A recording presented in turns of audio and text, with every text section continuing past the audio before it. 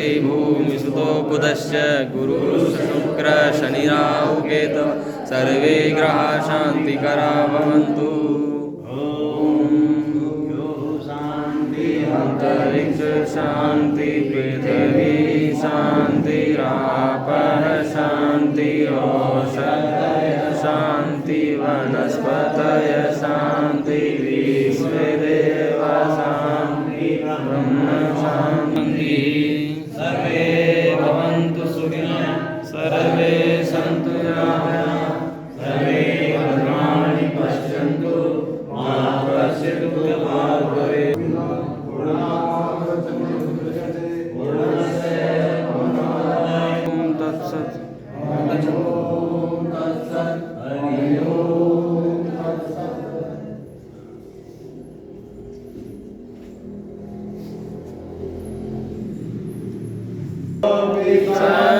सन्वयात्मा भूतानामीश्वरोऽपि सन् प्रकृतिं स्वामधिष्ठाय सम्भवाम्यात्ममायया यदा यदा हि धर्मस्य ग्लानिर्भवति भारत अभ्युत्थानमय तदात्मानं सृजाम्यहं परित्राणाय साधूनां विनाशाय च दुष्कृतां धर्म संस्थापने जन्म कर्म च मे दिव्य मेवं यो वेत्ति तत्त्वतः यत्त्वदेति मामेति सोऽर्जुन तपसा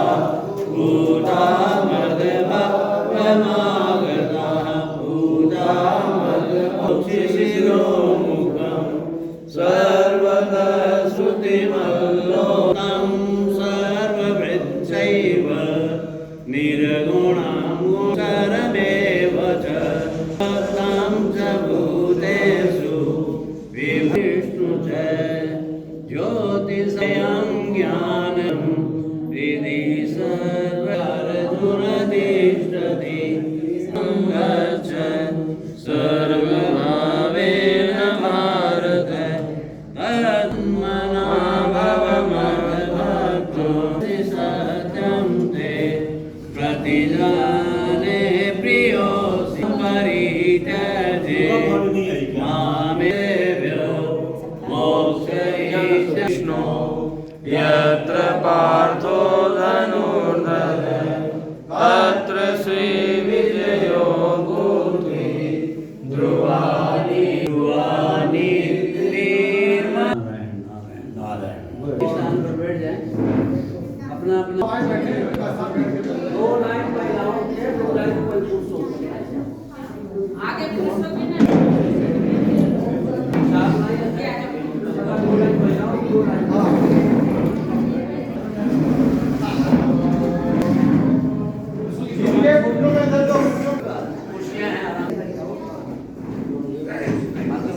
सुप्रभात। जैसा आप सभी को विदित है, आज इस शुभ अवसर पर आप सभी का पावन पर्व हम सब साधक पूरे भारतवर्ष से यहाँ जो बुलाए हैं, पूरे जगह का उदय हुआ है। ऐसी जगह हम आप आ रहे हैं, संसार बहुत बड़ा है। हम अपने आसपास में झांक के देखें क्या स्थिति है लोगों की। आप बहुत बड़े आदमी बन सकते हैं, आपका गाड़ी घोड़ा बंगला और सब कुछ हो सकता है, मगर जब भीतर झांके देखते हो तो क्या। संक्षिप्त में इसके बारे में हम थोड़ा सा इसके कुछ मुख्य जो अंश है उस पर हमारे आचार्य जी और डॉक्टर प्रकाश डालेंगे। हम शुरुआत करते हैं सर्वप्रथम प्रार्थना से, योग की जो पहली प्रार्थना होती है। बच्चे अपने सभी एक साथ प्रार्थना करेंगे।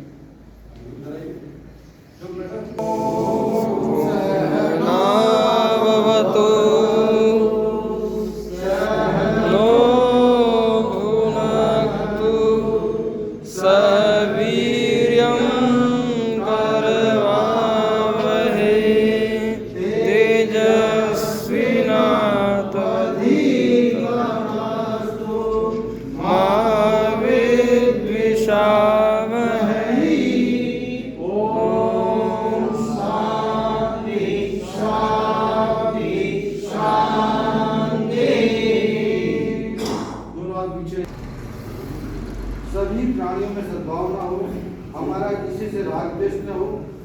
तुम्हारा धन तेजस्वी हो, यही परमपिता परमेश्वर से प्रातःकाल की इस मधुर वेला में प्रार्थना करेंगे और धीरे धीरे वहां पर आंखें खोलेंगे, दोनों हाथ के जरिए का दर्शन, दोनों हाथों में पूरी ऊर्जा उत्पन्न करें और धीरे धीरे आंखों पर लगाते हुए, धीरे धीरे चेहरे पर लगाते हुए। ये है प्रथम सूत्र। 1995 में जब से स्वामी जी आए थे यशु भवन में, योग शुरू हुआ, ये प्रार्थना शुरू हुई थी, उसी दिन से प्राय लगभग उस समय से हमने योग की कक्षाएं भी विवेकानंद केंद्र के माध्यम से वहाँ सर्वप्रथम आचार्य जी के सानिध्य में वहाँ हमने प्रशिक्षण लिया था।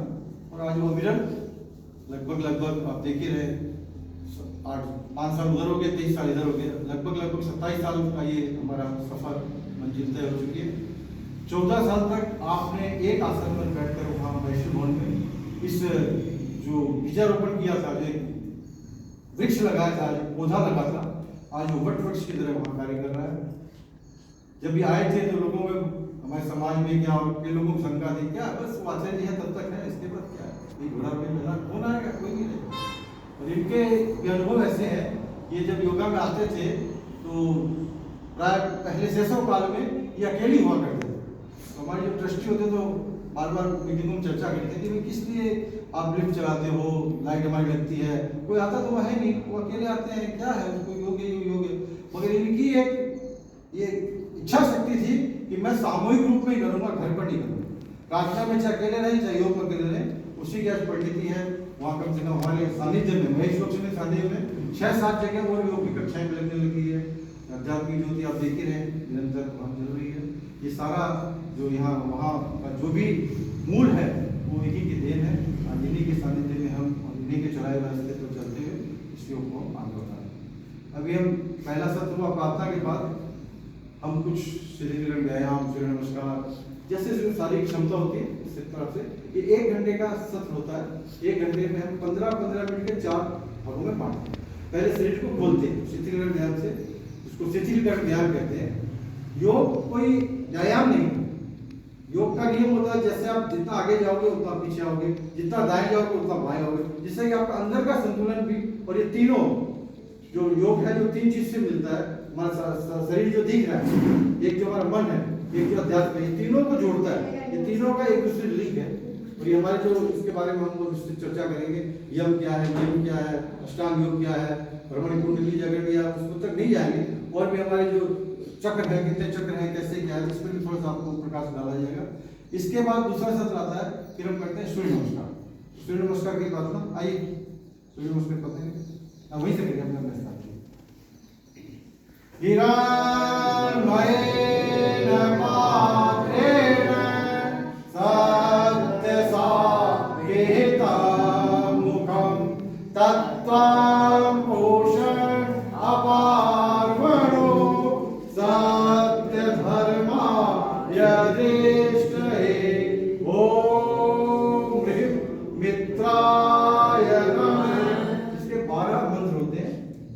12 मंत्र में 12 चक्र सूर्य नमस्कार, 6 चक्र, 3 चक्र, जितनी क्षमता होती है हम करवाते हैं।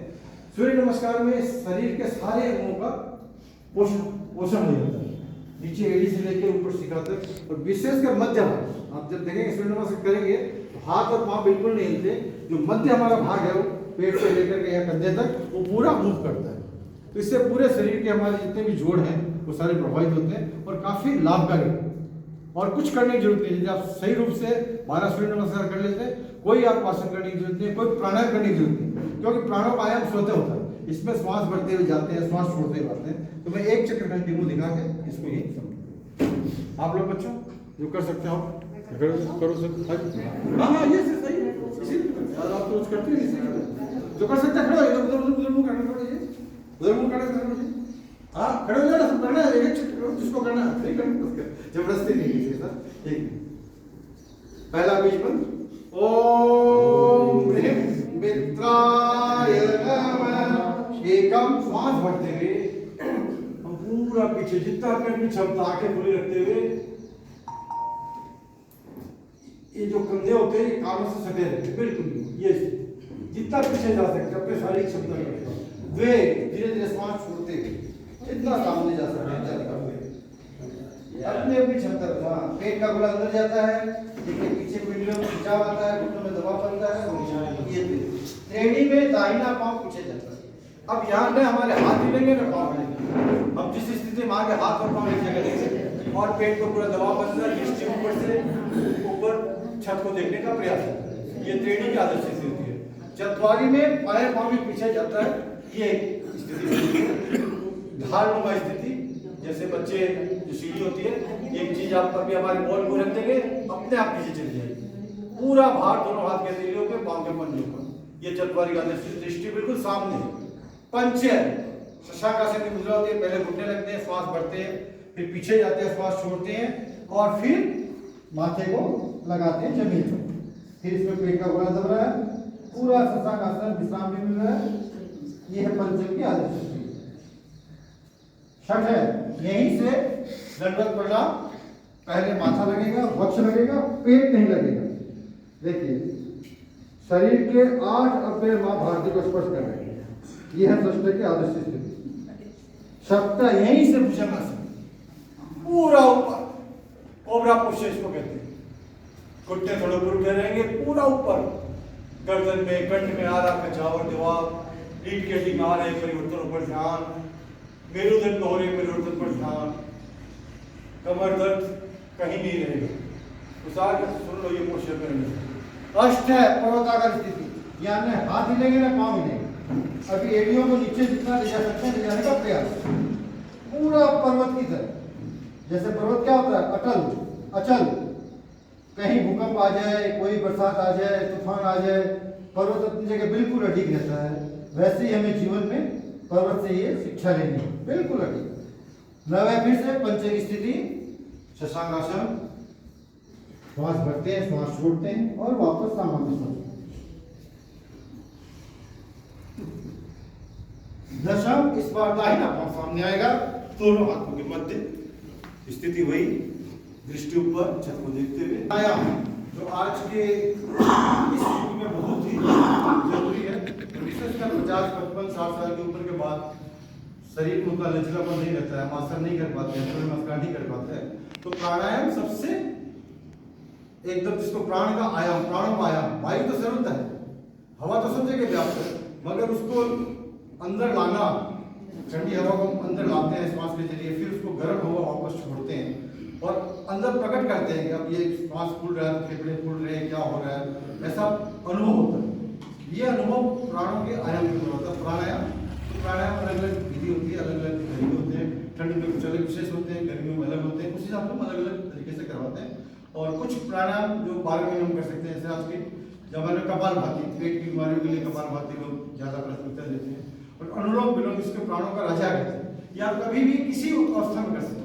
बीमार से बीमार आदमी कर सकता है, वृद्ध आदमी कर सकता है, कहीं भी बैठ के, सो के, ऑफिस में, कार्यालय में, कहीं भी आप उसको कर सकते हैं। वही एक ऐसा प्राणायाम है जिसको आप कर सकते हो सब जगह, और इससे सारा आपका यंत्र जो होता है पूरा एक्टिवेट होता है और सारी ग्रंथियों में रक्त होता रहता है, वहाँ उसको रक्त मिलता है।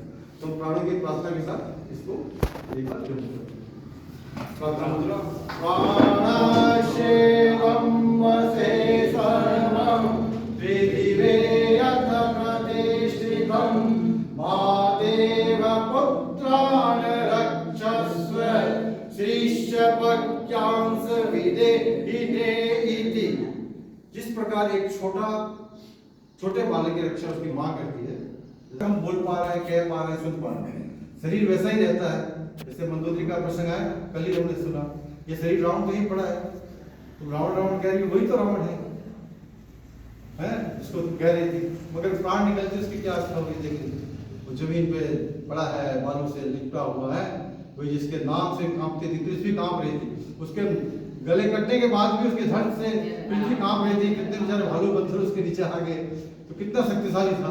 तो ये प्राण वायु, ये है प्राण। उसके बाद चौथा होता है शव आसन, शव निद्रा। कहने को बहुत सहज है, शव निद्रा को सोना है, मगर जागृत अवस्था में सोना नहीं है, नींद नहीं है। और ये सबसे कठिन क्रिया है कि शरीर को बिल्कुल मृत प्रावस्था में छोड़ देना। शरीर में कोई हलचल नहीं, आप जो स्थिति है वही स्थिति रहेगी, चाहे मच्छर खाए, मक्खियां आए, कुछ भी आए, उबासी आए, आपको कुछ कर, शरीर को बिल्कुल सब की तरह छोड़ दिया। सब होता है, सब कुछ क्रिया करता है क्या? वैसी स्थिति वो 5 मिनट 10 मिनट जितनी आपके समय रहता है उतना करते हैं। उसके बाद लास्ट प्रार्थना के साथ इसका समापन करते हैं। लास्ट प्रार्थना योग की। योगेन चित्तस्य पदेन वाचा मलं शरीरस्य च वेदकेन योपाकरोतं प्रवरं मुनीनां पतञ्जलिं प्राञ्जलिरानतोऽस्मि। सर्वे भवन्तु सुखिनः, सर्वे सन्तु निरामयाः, सर्वे भद्राणि पश्यन्तु मा कश्चित् दुःखभाग् भवेत्। ॐ शान्ति शान्ति शान्ति। दोनों हाथ पीछे रखिए। अभी जिन्होंने अभी योग शास्त्र का ज्ञान करवाया और माँ धरती को प्रणाम करेंगे। श्वास भरें, श्वास छोड़ते हुए माँ भारती को और योग के हमारे गुरु जिन्होंने इस विद्या का ज्ञान करवाया उन्हें प्रणाम करेंगे और धीरे धीरे वापस आएंगे। दोनों हाथ करके योग का दर्शन, फिर शरीर को ऊर्जा उत्पन्न करें। देखिए पांचों तत्व आपकी शरीर में है। सारे एलिमेंट्स जिसको कहते हैं 5 एलिमेंट्स होते हैं जिसके हम जी रहे हैं, जिसके बदौलत तो पांचों तत्व आत्मा में विलीन हो जाते हैं उसी में। ये सब इसी में, सारे कौन शरीर का सब कुछ इसी 5 अंगों में। इसको ध्यान रखना। एक बार जोरदार तालियां।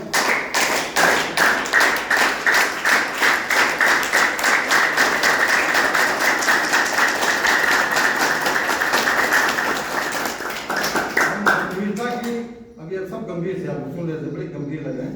एक हास्य की तरफ जाएंगे। 1 मिनट का हास्य सब एकदम पागल बन जाना है। अपने आप को भूल जाना है मैं क्या हूँ, कौन हूँ, कैसे भी नहीं। बिल्कुल खुल के परमपिता परमेश्वर का अभिवादन करें। खड़े हो जाए अपने पीछे। मैं पहले बोलाऊंगा, उसके बाद आप लोग बोलेंगे। हंसो हंसाओ, हर्ष मनाओ, सब रोगों को दूर भगाओ। मैं एक दिन बंगाली में सुन लिया, सब लोगों को सब धीरे धीरे अपना जाने लग गया। आपने बोला ना सब लोगों को दूर। आज जगह चलिए खूब धागा लगाते हुए प्रेम से बिल्कुल आनंद भक्त होते हुए दोनों हाथों से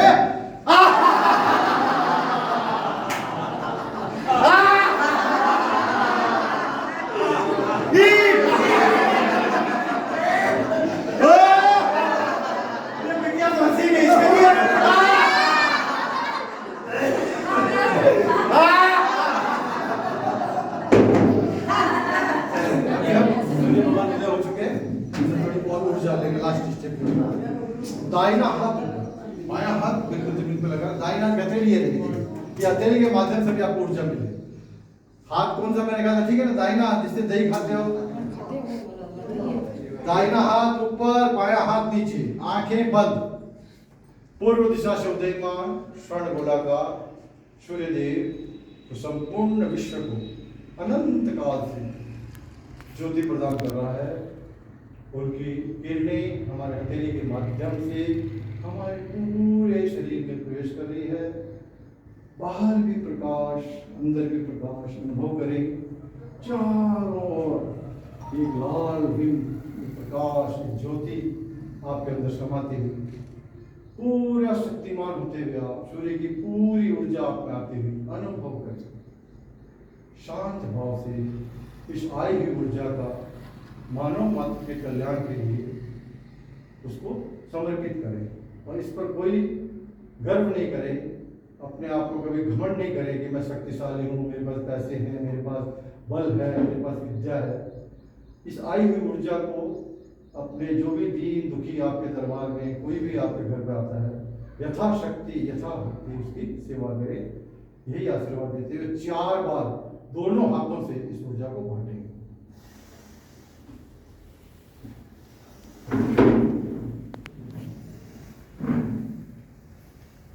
नमस्ते। बस ये कार्यक्रम था, 1 से 1.25 घंटे होता है। अब मैं हमेशा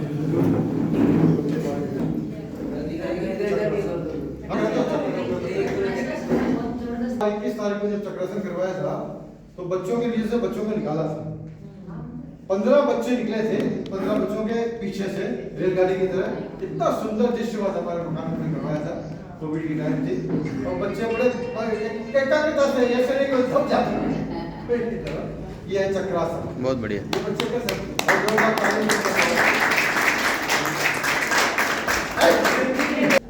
क्योंकि विज्ञान का विषय है, लोग विज्ञान का विषय है।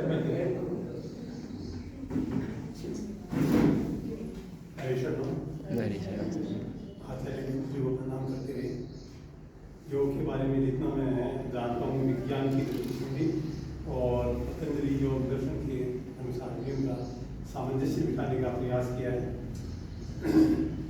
जैसे कि हम जानते हैं कि हमारे शरीर में विभिन्न अंग होते हैं, वो अगर सभी अंग सुचारू रूप से कार्य करेंगे तभी हमारा जीवन सुखमय होगा, अन्यथा कोई ना कोई जीवन में परेशानी बनी रहेगी।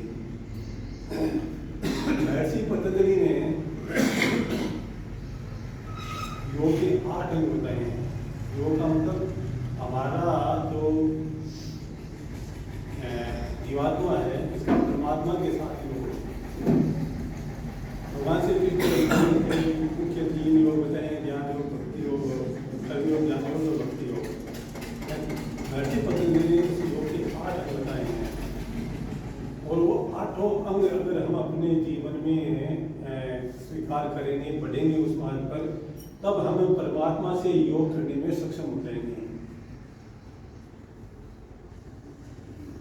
विश्व स्वास्थ्य संगठन ने अपनी स्वास्थ्य की परिभाषा में बताया है कि केवल शरीर में इस शरीर में केवल बीमारी का न होना ही स्वस्थ होना नहीं है, बल्कि हम सामाजिक रूप से, भौतिक रूप से स्वस्थ हो, मानसिक रूप से स्वस्थ हो, आध्यात्मिक स्तर पर स्वस्थ हो, तभी हम पूर्ण रूप से स्वस्थ कहे जाएंगे।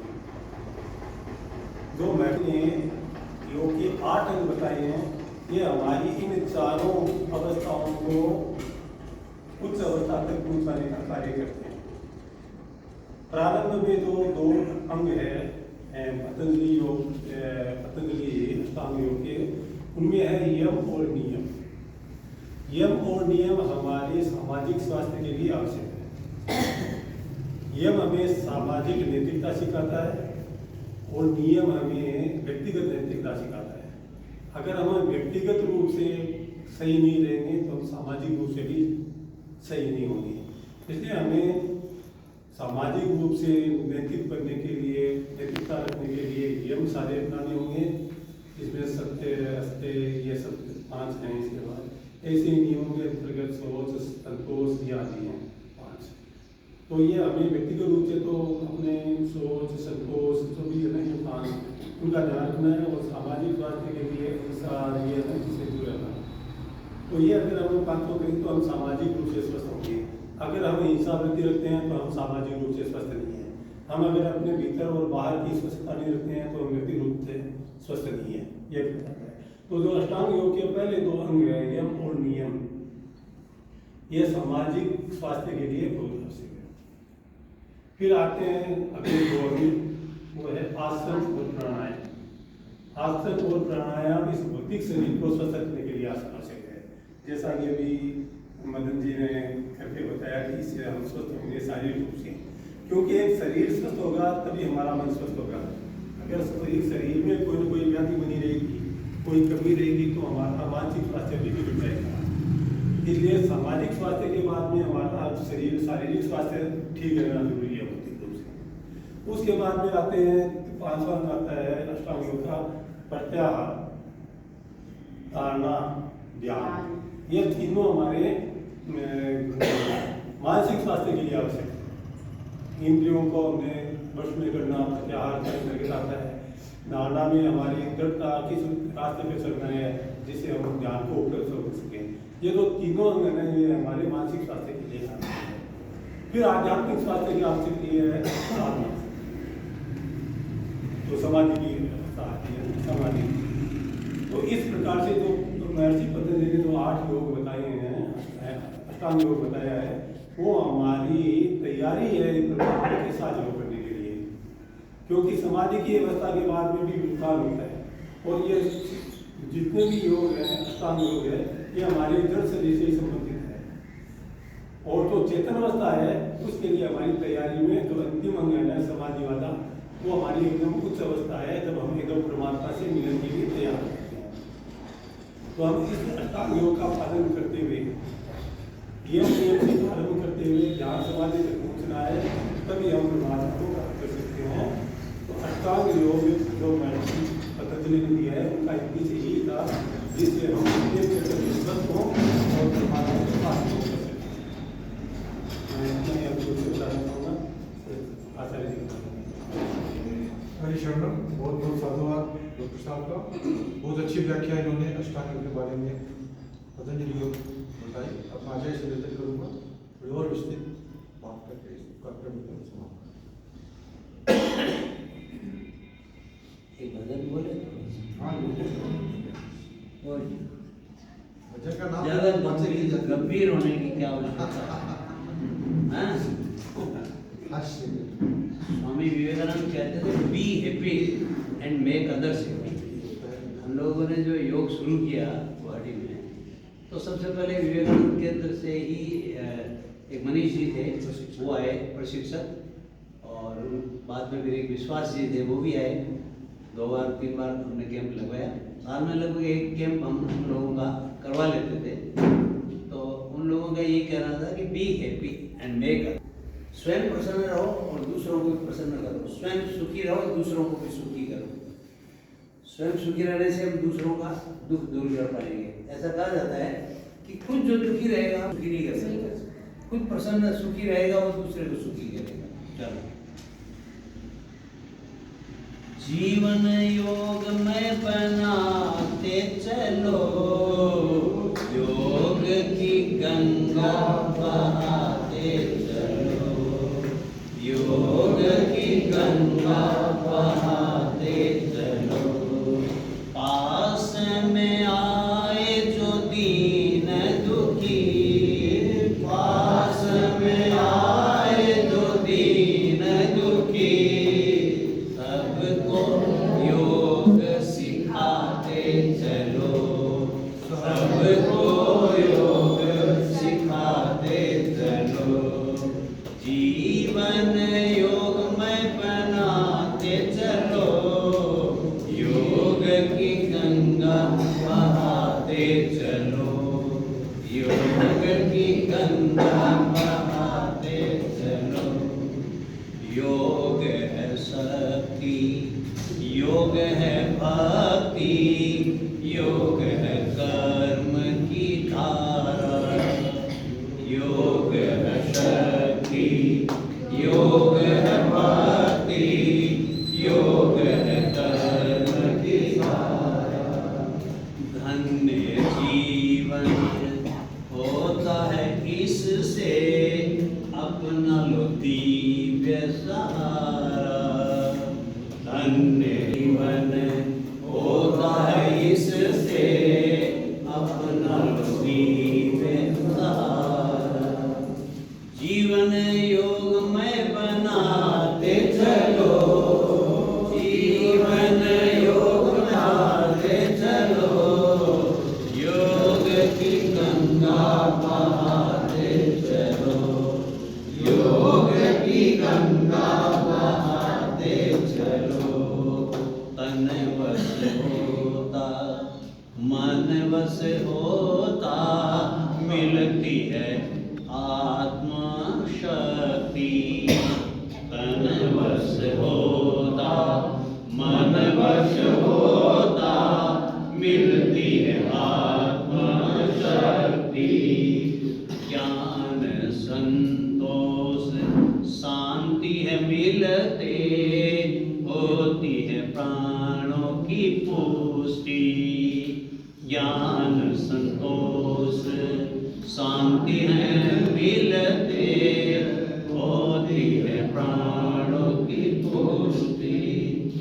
दीर्घायु अपने को बनाते चलो, दीर्घायु अपने को बनाते चलो, योग की गंगा बहाते चलो, योग की गंगा बहाते चलो।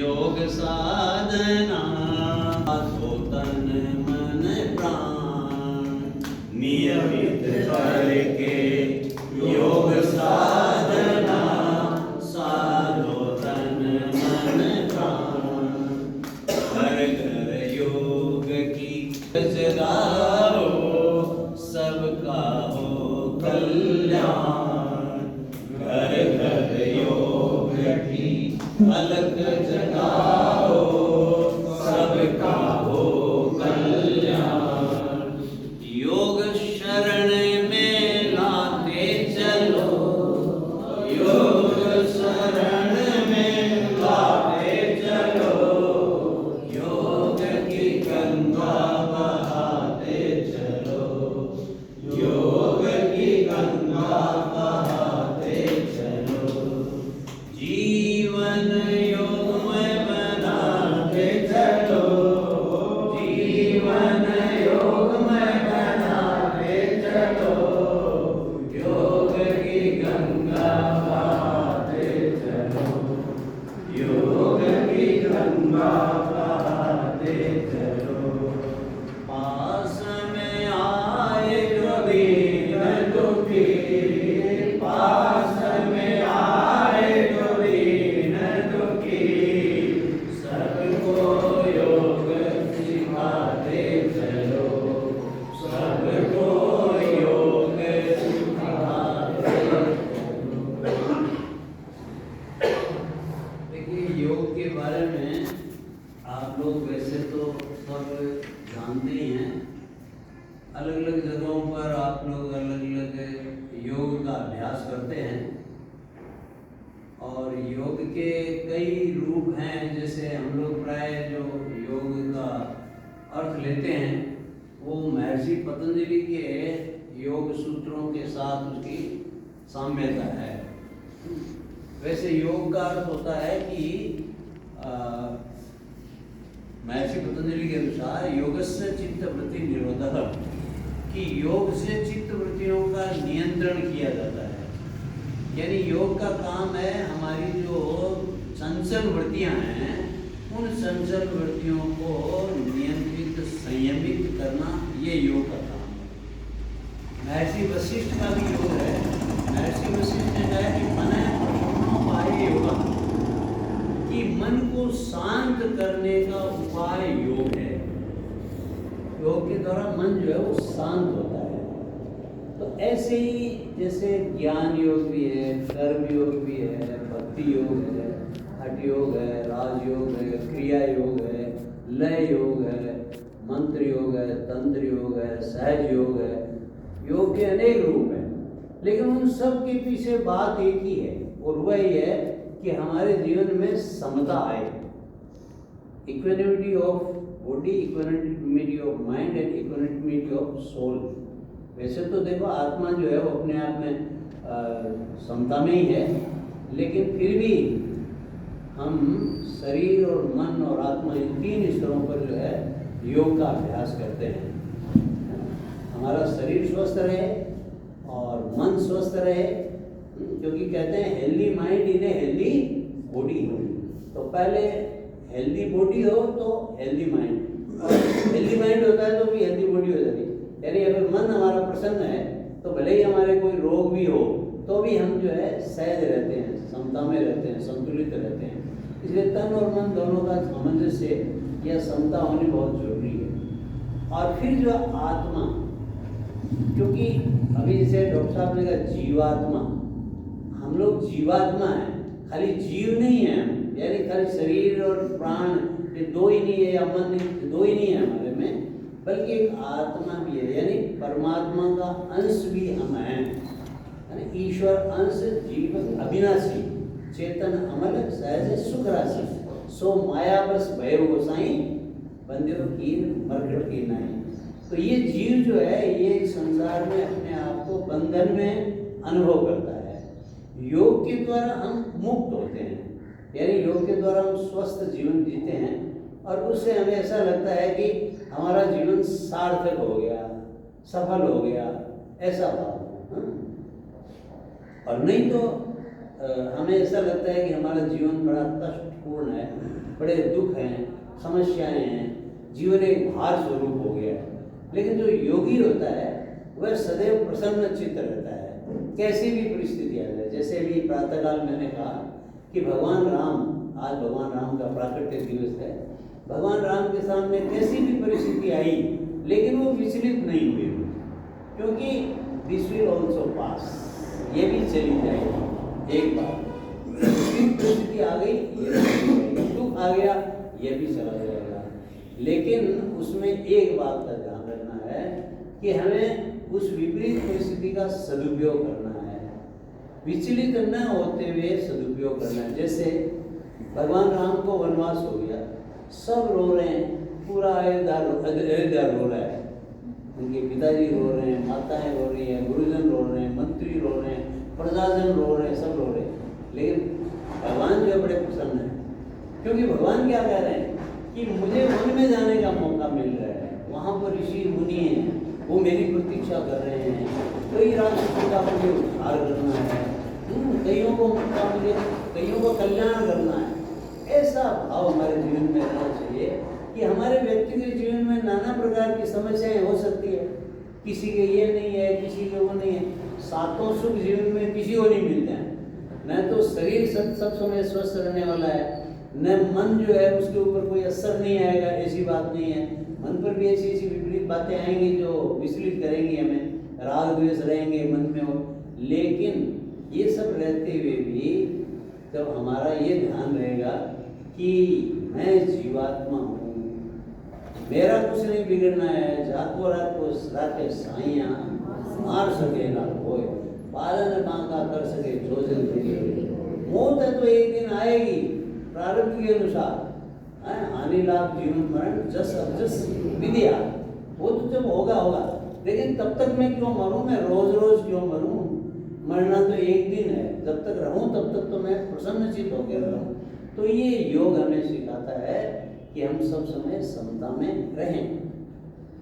गीता में जो योग की परिभाषा है वो भी यही है, समत्वम योग उच्यते। सबसे बड़ी गीता का जो सिद्धांत है वो है समता में रहना सब समय। तो अपने को योग के द्वारा जैसे अभी बताया है कि यम नियम आसन प्राणायाम प्रत्याहार धारणा ध्यान समाधि, ये जो है योग के अष्टांग योग के 8 अंग हैं। तो इनमें सबसे पहले 2 जो है वो बड़े महत्वपूर्ण है, यम और नियम बड़े महत्वपूर्ण है। होता ये कि हम आसन और प्राणायाम को तो महत्व देते हैं और यम और नियम को दरकिनार कर देते हैं। यम जैसे है सत्य है, अहिंसा है, अस्तेय है, ब्रह्मचर्य है, अपरिग्रह है, और फिर नियम है, शौच है, संतोष है, तप है, स्वाध्याय है, ईश्वर परिणाम है। देखो कितने महत्वपूर्ण बातें हैं। सत्य, अगर आप झूठ बोलोगे तो क्या योग सिद्ध होगा? कभी नहीं होगा।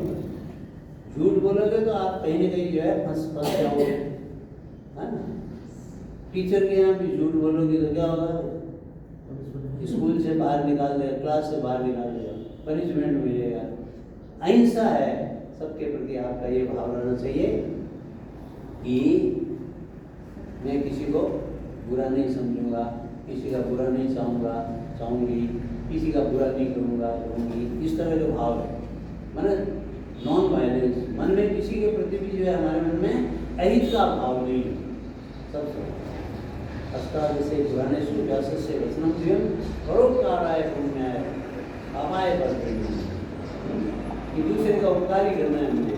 अगर वो मेरा उपकार भी करता है, उपकार नहीं भी करता है तो भी कोई बात नहीं है, मुझे सबका हित करना है, योग के द्वारा सबका मुझे कल्याण करना है। तो सत्य है, अहिंसा है, अस्तेय है, चोरी नहीं करना है, ब्रह्मचर्य है, अपरिग्रह है, ये जब तक जीवन में नहीं आएंगे, और फिर सोच है, संतोष है, तो जैसे इन्होंने बताया कि सामाजिक स्तर पर, ये व्यक्तिगत स्तर पर सोच है, आप में अंतर्गण की शुद्धि रहनी चाहिए, निर्मल मन रहना चाहिए, संतोष की वृत्ति रहनी चाहिए, तप का भाव रहना चाहिए, शरीर का तप, मन का तप, वाणी का तप, ये सब हमारे में होना चाहिए।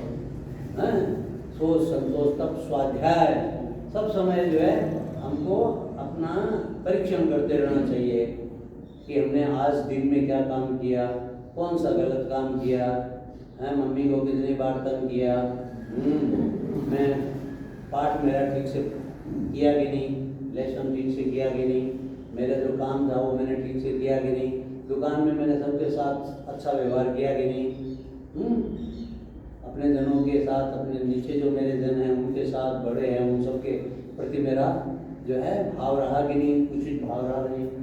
तो ऐसे सब सोच है, संतोष है, तप है, स्वाध्याय है, ईश्वर परिधान है, भगवान की शरणागति में सब समय की एक परमात्मा जो वही परम सत्ता है, परम सत्ता है, अनेक रूपों में है, अनेक रूपों में है। आप उसको राम के रूप में ले लो, कृष्ण के रूप में ले लो, शिव के रूप में ले लो, किसी भी रूप में ले लो, वह सत्ता एक ही है। अब जैसे विराट स्वरूप को देखते हैं तो मन में ऐसा नहीं आना चाहिए मैं तो राम को पसंद कर रहा हूँ, ये तो विराट है, इसमें बहुत लोग हैं, ऐसा नहीं। भगवान के वासुदेव सर्वम, सब भगवान का ही स्वरूप है। ये भी और ये भी जो है हमारे सामने जो है वे सब भी भगवान का ही स्वरूप है, ऐसा भाव हमारे मन में रहना चाहिए। तो यम नियम जब तक हमारे मन में नहीं रहेगा या हम जब तक यम नियम का पालन नहीं करेंगे तब तक आसन और प्राणायाम का कोई विशेष लाभ नहीं होगा। जीवन में आप करते रहो तब भी जो है आप कोरे के कोरे रह जाओगे। ऐसा प्राय देखने में आता है कि हमारे जो साधक हैं वो कर रहे हैं कई सालों से, लेकिन राग द्वेष नहीं जा रहे हैं, उनके समता में उनमें वो समता नहीं है उनके जीवन में, विचलित रहते हैं, चिंतित रहते हैं, शोकग्रस्त रहते हैं, भय सभय रहते हैं, ऐसा भाव रहता है। तो फिर क्या योग सीखा जीवन में? योग जो है हमें निश्चिंत बनाना चाहिए, निर्भय बनाना चाहिए, निशंक बनाना चाहिए, निशोक बनाना चाहिए। समता का मतलब तो यही होता है। तो इस दृष्टि से जो यम और नियम ये बड़े महत्वपूर्ण हैं। ये पालन होने से हमारा जीवन श्रेष्ठ हो जाएगा। और फिर आसन और प्राणायाम है वो अपने शरीर को, प्राणों को ठीक रखने के लिए, प्राण शक्ति को जागृत रखने के लिए, ऊर्जा शक्ति को जागृत रखने के लिए, शरीर को जो है स्वस्थ रखने के लिए, क्योंकि शरीर है तो इसके द्वारा हमें काम करना है। अब आजकल काम होता है कम, आजकल ज़्यादा हमारा जीवन इस जो शैली है वो ऐसी हो गई है कि हम लोग आराम ज़्यादा करते हैं, बैठ करके काम करते हैं। यदि कार्यालय में भी गए तो हमें परिश्रम कम करना पड़ता है। इसलिए आप देखो गांव में हमारे योग जो है वो यहाँ योग की आवश्यकता ही नहीं है। वो 4 बजे उठते हैं, उससे भी पहले उठते हैं। हमें जब दूध लेना होता है तो हम दूध के लिए 4:30 बजे भेजते हैं हमारे चौकीदार जी को, तो वहाँ देखते हैं कि दूध निकाला हुआ ही है। वो कहते हैं हम 3 बजे उठते हैं, 3 बजे उठ करके उनको जो फूस वगैरह देना होता है दे देते हैं, चारा वगैरह, और उसके बाद में 4 से पहले ही उनको दूध निकाल लेते हैं। कोई 4 बजे आएगा तो दूध मिल जाएगा। अब शहरों में क्या स्थिति हो रही है? शहरों में स्थिति है कि उठते ही नहीं, 8 बजे तक, 9 बजे तक। या स्कूल हो तो उठेंगे, नहीं तो बिल्कुल नहीं उठेंगे।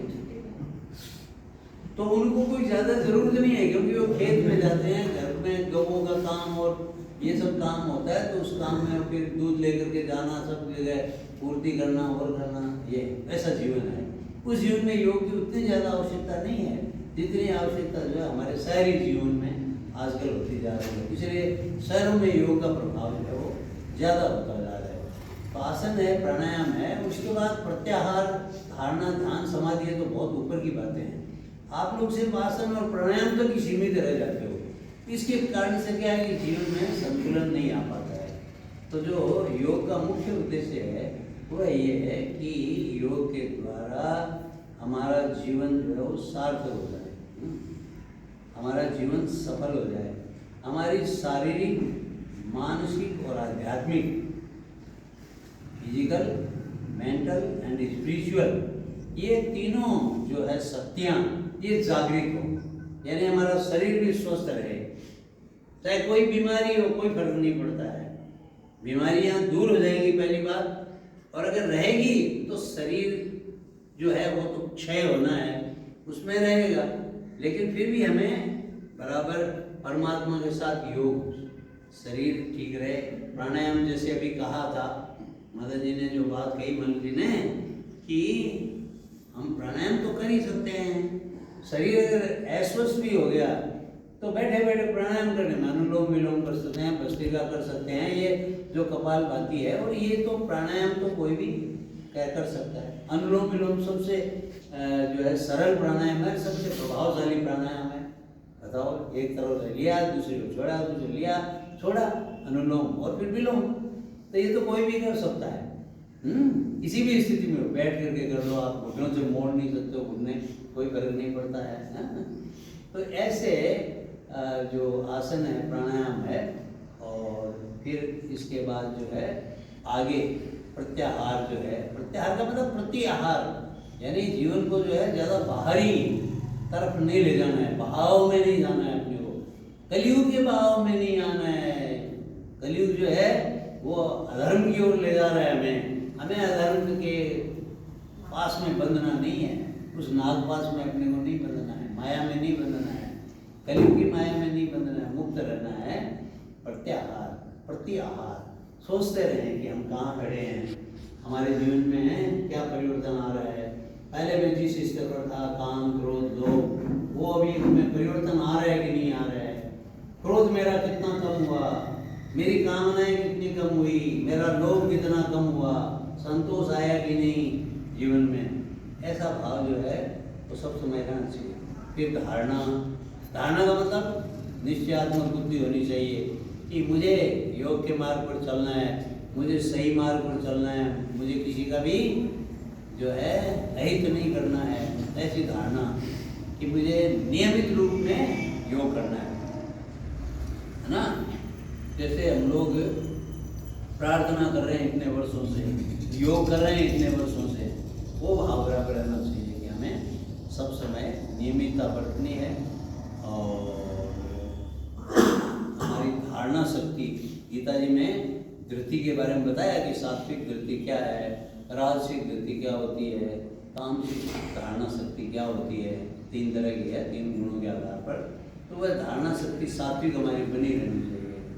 और फिर उसके बाद ध्यान, है ना, मेडिटेशन, थोड़ी देर के लिए शांत बैठना चाहिए। सब समय बैठ करके शांत बैठने से क्या होगा कि हमारे जो चंचलता है वो समाप्त होगी, हमारे जो बुरे भाव हैं वो धीरे धीरे बाहर निकलेंगे, शांत बैठेंगे तो। और धीरे धीरे हमारे में स्वस्थ मन जो है जागृत होगा। और समाधि, समाधि का मतलब क्या है, जहाँ जाकर के आपकी बुद्धि सम हो जाए। धी का मतलब होता है बुद्धि, समधि, समधि का मतलब बुद्धि सम हो जाए, यानी निश्चयात्मक बुद्धि हो जाए कि मुझे अपना कल्याण करना है। जैसे विद्यार्थी है, मुझे पढ़ना है, बस मेरे लिए एक ही बात है, कागचेष्टो बको ध्यानम स्वान निद्रा तथैव च अल्पाहारी गृह त्यागी। विद्यार्थी ने पंच लक्षणम, ये 500 लक्षण मेरे में है कि नहीं, कभी किसी चेष्टा है कि नहीं, स्वान निद्रा है कि नहीं, भूले का सा ध्यान है कि नहीं, अल्पाहारी हूँ कि नहीं, है ना, है ठूस के खा लिया, फिर इसके बाद और क्या होगा, नींद आएगी, वहाँ पढ़ पाएंगे। और गृह त्यागी, गृह त्यागी का मतलब माँ ने कहा ये करो ये करो, नहीं मम्मी मुझे पढ़ना है, मुझे पढ़ना है मम्मी, मैं ज़रूरी काम कर दूंगी, लेकिन और बाकी जो है मुझे पढ़ने दो। मेरा पहला काम जो है वो विद्या अर्जन करना है, विद्या की अर्थी निकालना नहीं है, हैं? विद्या की अर्थी नहीं निकालनी है, राम नाम सत्य है, ऐसा नहीं, बल्कि विद्या के लिए मुझे जीना है, मुझे विद्या लेनी है, ज्ञान लेना है, ज्ञान ऐसा भाव होना चाहिए। तो इस तरह से हमारी निश्चयात्मक बुद्धि हो जाए। और जो ध्यान लगाते हैं या बाद में समाधि करते हैं, उनकी भी यही होती है, निश्चयात्मक बुद्धि होती है, एक परमात्मा ही सत्य हैं, और फिर उनका उसमें भाव स्थिर हो जाता है, बात एक ही है। तो इस तरह से योग को अपने जीवन में उतारना है ना। मैं बार बार सबको यही कहता रहता हूँ, जहाँ भी मुझे बोलने का योग के ऊपर मौका दिया जाता है कि जब तक आप यम नियम का पालन नहीं करोगे, तब तक जो है वो आसन प्राणायाम का कोई विशेष लाभ आपके जीवन में नहीं होगा। आप अटकलबाजियाँ लगा लोगे, तरह तरह के जो है योग सीख लोगे आप, हैं, कई पद्धतियाँ आजकल जापानीज योगा भी मिलेगा, चाइनीज योगा भी मिलेगा, कई तरह के योगा मिलेगा। जैसे सब मिलेगा, लेकिन वो योग नहीं होता है बल्कि भोग होता है। वो योग का भोग करना है, अपने को योग का भोग नहीं करना है, अपने को योग तप के रूप में लेना है कि जिससे कि योग हमारे जीवन को श्रेष्ठ बनाए। हमें श्रेयता की तरफ जाना है, प्रियता की तरफ नहीं, प्रियता की तरफ नहीं जाना है। मैं सुंदर लगूं, है ना, मेरी वाणी में मिठास आ जाए, ऐसा है ना, मैं ऊंचाई प्राणायाम करूं तो मेरी वाणी बढ़िया हो जाए, ये हो जाए, वो सब जो है मुझे योग के द्वारा मेरे को ऐश्वर्य की प्राप्ति हो, मुझे लाभ मिले, मैं योग को प्रोफेशन बना लूँ, प्रोफेशन बना करके खूब पैसे कमाऊँ। बताओ ऐसे ऐसे है ना। तो एक बहन जो है भाई अपनी जान पहचान में ही है, तो योग के लिए चार्टर्ड अकाउंटेंसी को भी छोड़ दिया उसने कि मैं योग के द्वारा। लेकिन मैंने उसको कहा बेटा अगर योग करवाना है ना तो निःशुल्क योग कराओ, जो जीवन निर्वाह के लिए जितना आवश्यक है उतना तो ले लो, कोई बात नहीं है। लेकिन ऐसा है कि जन जन को योग सिखाना है, और जो गरीब है, दुखी है और है, जिनके पास पैसा नहीं है, उनको तो निःशुल्क अपने को सिखाना है, ऐसा भाव रहना चाहिए। योग के द्वारा चार्टर्ड अकाउंटेंसी में मुझे जितना मिलता था उसे 4 गुना कमाना है, ये भाव नहीं रहना चाहिए। बताओ भाई, चार्टर्ड अकाउंटेंट बनने के लिए बहुत व्यवसाय की बहुत परिश्रम की आवश्यकता होती है, और जल्दी से नहीं बन पाते हैं, परीक्षाएं बड़ी कठिन होती है। परसेंटेज ऑफ रिजल्ट जो है हमारे बीच तो रामता की जूनियर चार्टर्ड अकाउंटेंट बैठे हुए हैं, हम तो चार्टर्ड अकाउंटेंट के साथ में रहे हैं, प्रोफेशन किया है, तो वो ये भाव अर्थ कमाने का भाव नहीं रहना चाहिए। जैसे हम लोग आज गुवाहाटी में इतने सालों से करवा रहे हैं, यहाँ भी करवाया है, तो उसमें कहीं ये नहीं है कि हमने कुछ लिया हो उनसे, कुछ नहीं लेते हैं, 1 पैसा भी नहीं लेते हैं। अगर कोई ले भी लिया, मान लो 10, 20, 50 रुपये ले लिया, तो कोई दरी लाने के लिए और के लिए व्यवस्था बनाए रखने के लिए भले ही वो बात हो सकती है, लेकिन अन्यथा 1 पैसा नहीं। यहाँ भी देखो आप आते हो तो कोई कमरे का किराया नहीं, कोई खाने का किराया नहीं, कोई योग का किराया नहीं, आराम से खाओ पियो मौज करो, जो आपकी श्रद्धा हो कुछ देना है दो, नहीं दो कोई बात नहीं। ऐसा भाव यानी सबके हित का भाव हमारा बना रहना चाहिए। तो योग का जो वास्तविक उद्देश्य है वो यही है कि हमारा जीवन दूसरों के काम आ जाए, मैं किसी के काम आ सकूं, है ना, ऐसा मैं किसी को अपना बना सकूं, ऐसा भाव अपना रहना चाहिए कि हमारा व्यक्तित्व जो है वो सबको आकर्षक लगे। आकर्षक की दृष्टि से नहीं कि हम बड़े सुंदर हैं देखने में, हमारे पास बहुत पैसा है, नाम है, पढ़ाई है, मान, ये नहीं, बल्कि ये कि ये जो है कितनी सेवा कर रहे हैं, ये देखो कितना आज वर्षों से जो है योग सिखा रहे हैं, कुछ ले नहीं रहे हैं, अपना समय दे रहे हैं, अपना व्यवसाय जो है उसको छोड़ करके, हाँ, या उसमें से समय निकाल करके इतना कुछ कर रहे हैं। जैसे आज 28-30 साल से योग सिखा रहे हैं हम लोग सुबह सुबह, हाँ, तो ये सब जो है कितने लोग निकल गए हैं आज। ये सब तो मान लो हमारे से सीखे हुए अब शंकर जी हैं, शंकरलाल जी भी जो गुवाहाटी में हैं, अभी वहाँ जो योग के मुख्य हैं, तो वे तो साइटिका की भयंकर तकलीफ थी उनके, उसमें आए थे, उन्होंने रोने लग गए थे कि मैं क्या करूँगा जीवन में, मैं अकाउंट्स का जॉब करता हूँ और मैं चल ही नहीं पाऊँगा, तो मैं कैसे पार्टियों के पास जाऊँ, कैसे काम लेके आऊँगा, क्या होगा। लेकिन थोड़े दिन आए और उनको योग से ऐसा स्वस्थ कर दिया कि आज वो जन जन को सिखा रहे हैं। आज मदन मोहन जी मल हैं और हैं, तो योग की अलग जो है वो जगह रखी है इन्होंने। तो वहाँ कई आचार्य हो गए हैं जो सिखा रहे हैं, 10-15 ऐसे हो गए हैं जो कभी भी किसी भी समय कहीं भी है, और बाहर भी वो ले रहे हैं, स्कूलों में भी ले रहे हैं, और भी जगहों पर जो है भवन है और उनमें कक्षाएँ ले रहे हैं, जगह जगह योग का प्रसार किया जा रहा है। तो मूल भाव जो ये रहना चाहिए कि हम सबको सुख पहुंचाना है, सबको स्वयं स्वस्थ रहना है और सबको हमें स्वस्थ करना है। निस्वार्थ भाव, तज ममता अभिमान, ममता और अभिमान जब तक रहेगा तब तक जो है आपको श्रेष्ठता नहीं मिलेगी। इसलिए स्वार्थ और अभिमान का त्याग करते हुए, परिहित रखते हुए हमें योग सिखाना है, तब हम समता की स्थिति में रह पाएंगे और योग का जो है वास्तविक लाभ हम लोगों को हो पाएगा। श्री हरि। आप सबको रामनवमी के पावन पर्व पर शुभ मंगल कामनाएं कि आपका जीवन प्रभु श्री राम के जैसा हो। प्रभु राम न बन सके हैं तो कम से कम राम के आदर्शों पर चलने का प्रयास तो अपने को करना चाहिए, और उस प्रयास में ही हमें बहुत कुछ मिल जाएगा। भगवान तो अपने आप में पूर्ण है और हम भी भगवान की अंश हैं, इसलिए हमारे में भी भगवान के ही लक्षण हैं, उनके ही गुण हैं, देवी संपत्ति है। लेकिन हम अगर आसुरी संपत्ति के संपर्क में आएंगे, उनको ज़्यादा महत्व देंगे, काम है, क्रोध है, लोभ है, इनको ज़्यादा महत्व देंगे, तो फिर हमारा जीवन श्रेष्ठ बन करके नहीं रहेगा, निकृष्ट होगा, पतन हो जाएगा हमारा। जबकि देवी संपदा जो है वह योग के द्वारा ही आती है, देवी संपदा भोग के द्वारा नहीं आती है। संसार में भोग न करें, यानी संसार का सुख लेना है इस रूप में कि हमें दूसरों को सुख पहुंचाना है, तब जाकर के सबका कल्याण होगा। श्री हरि। बहुत ही सुंदर योग की परिभाषा, सहज शब्दों में। हम जो गृहस्थ में रह रहे हैं, हम जो बहुत ज़्यादा जो नहीं जानते हैं, उनके लिए बहुत अच्छा एक संदेश आचार्य ने अष्टांग योग की एक एक कड़ी को ठीक से खुलासा करते हुए हम तक पहुँचाया। गीता का तो तीनों जो योग है वही योग है।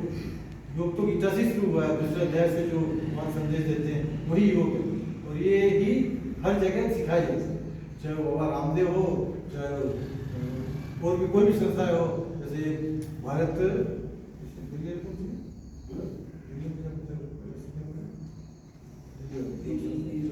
योग संस्था में, भारतीय योग संस्था से सबसे पहले जुड़े थे। आगे फिर उन्होंने पहले दिल्ली जब रहते थे, भारतीय योग संस्था से जुड़े थे। उसका मतलब वहाँ भी ऐसे ही होता है, घर घर लोग पार्कों में कराते हैं निःशुल्क, उम्रदार यही काम करते हैं। एक ही काम है, अलग जगह नहीं होती, लोगों को स्वस्थ करना, कुछ नहीं लेना, उल्टे का पल्ले से देना। ये तभी होगा जब हम ऐसी सेवा और ऐसे व्यक्तियों के संपर्क में आएंगे, उनका प्रभाव पड़ता है। आज आचार्य जी बोलते हैं उसका प्रभाव हम तक पड़ रहा है। क्यों? इन्होंने इसको अपने जीवन में आश्रित किया, अपनाया।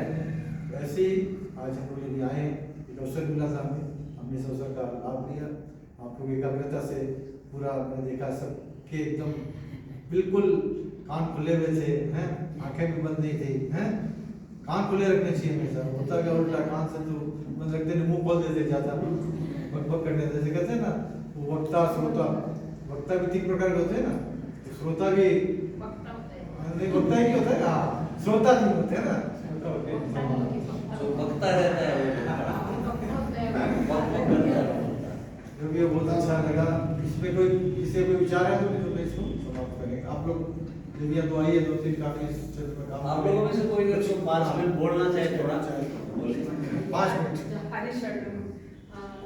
हाल ही में मैं ना एक बहुत बड़े नाटक का इंटरव्यू सुन रही थी, तो उसमें उन नाटक की एक खासियत थी कि जब वो मंच पर नृत्य करते थे तो वो जब वापस मंच पे आते थे तो एक पेड़ से गिरी हुई जो पत्ती होती है ना, उसकी तरह लहराते थे आगे।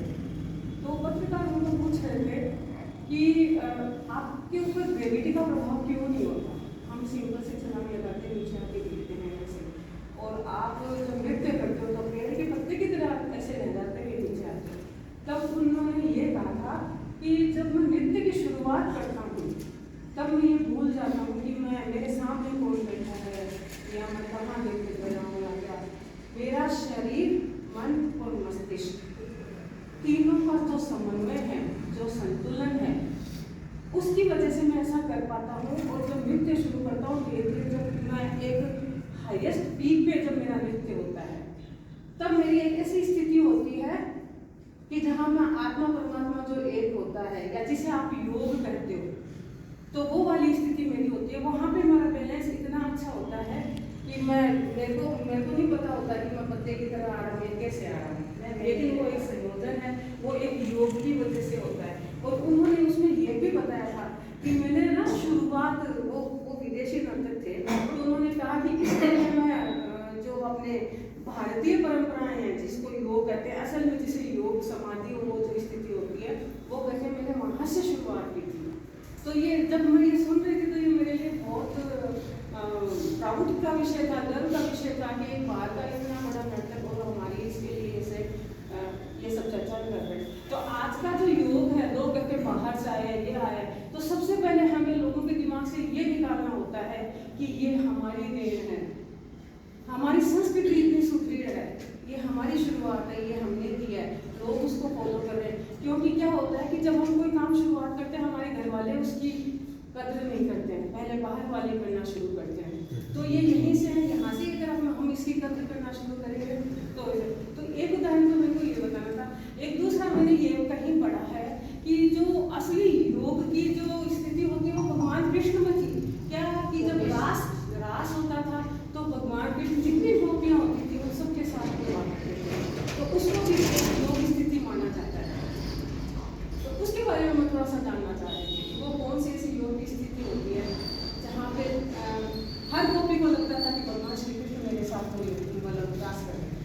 योगेश्वर कृष्ण कहलाते हैं, योगेश्वर कृष्ण कहलाते हैं। कल रामचंद्र जी का भी आया था, राम दिखा था जहाँ जब माता पार्वती उनकी परीक्षा लेने गई तो हर जगह हाँ, वहाँ पे राम वो सीता और लक्ष्मण सीता दूसरा सब माता कौशल्या रसोई में जाती है तो देखते हैं पल्ले में भी हाँ, बालक है, वहाँ पे भी बालक है। वो भी दिखता तो ऐसे बहुत सारे उदाहरण हैं। जब वो जो नर्तक वाला उदाहरण अपन जब देखते हैं तब देखते हैं हनुमान जी का उदाहरण, जब सीता को विश्वास वो अपना कनक भूद्राकार शरीर उस रूप में हुआ था, अपने कृष्ण जी ने विराट स्वरूप लिए थे। ये सारे